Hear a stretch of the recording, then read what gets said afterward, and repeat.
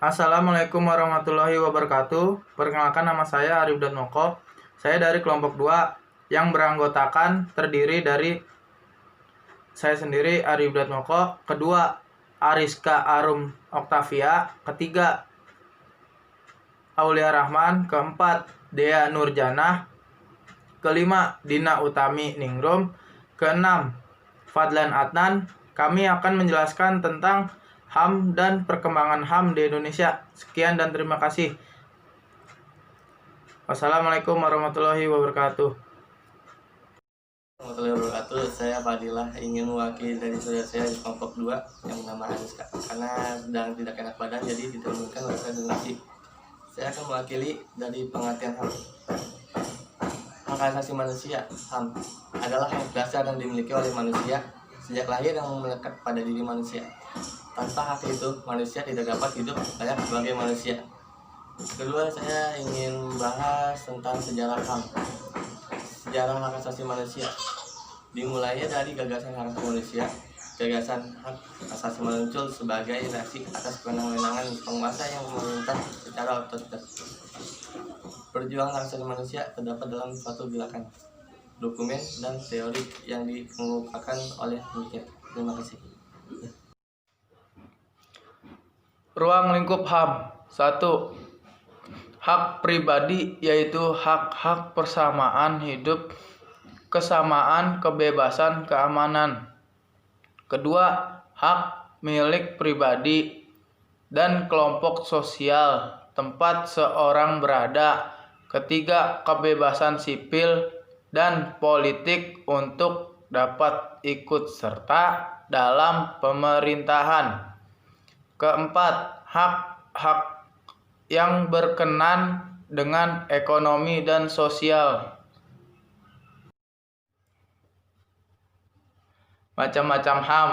1. Hak asasi pribadi, contohnya hak kebebasan untuk bergerak dan berpindah-pindah tempat. Kedua, hak asasi politik, contohnya hak untuk memilih dan dipilih dalam suatu pemilihan. Ketiga, hak asasi hukum, contohnya hak mendapatkan perlakuan yang sama dalam hukum pemerintahan.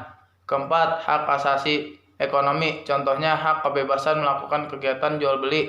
Kelima, hak asasi peradilan, contohnya hak mendapatkan pembelaan hukum di pengadilan. Keenam, hak asasi sosial budaya, contohnya hak menentukan pemilihan dan mendapatkan pendidikan.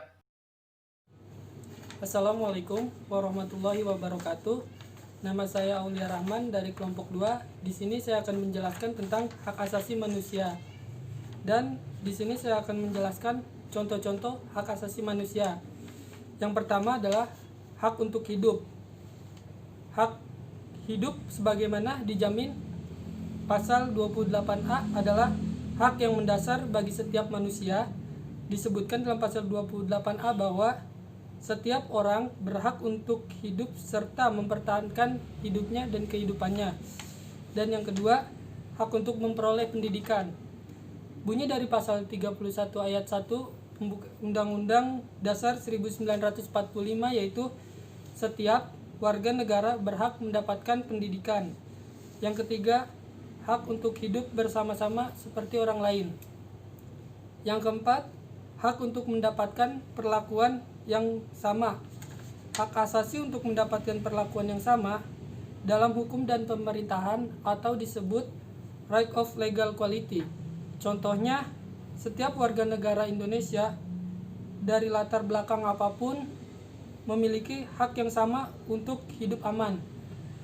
Oleh karena itu, setiap warga berhak mendapatkan perlindungan dari aparat keamanan. Dan yang kelima, hak untuk mendapatkan pekerjaan.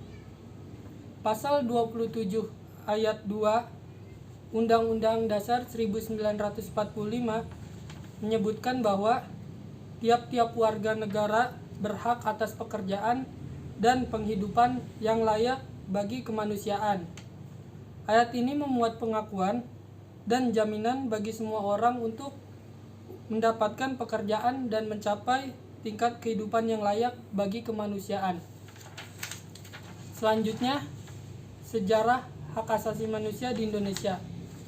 Wacana hak asasi manusia di Indonesia bukanlah sesuatu hal yang baru, karena pembentukan negara Indonesia juga memperbincangkan hak asasi manusia di dalamnya.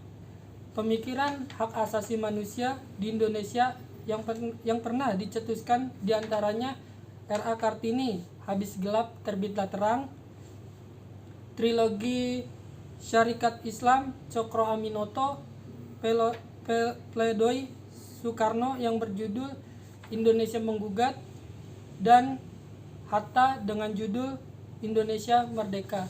Sekian presentasi dari saya. Presentasi selanjutnya akan disampaikan oleh Saudari Dia.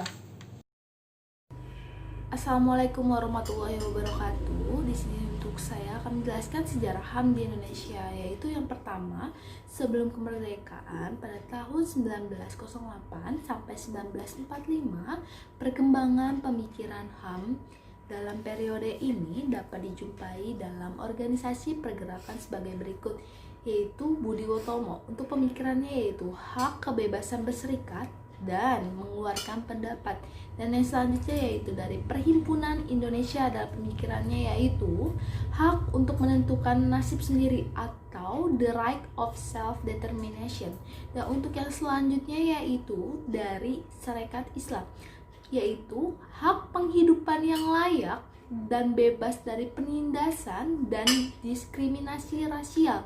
Dan untuk yang selanjutnya yaitu dari Partai Komunis Indonesia, pemikirannya yaitu hak sosial dan berkaitan dengan alat-alat produksi.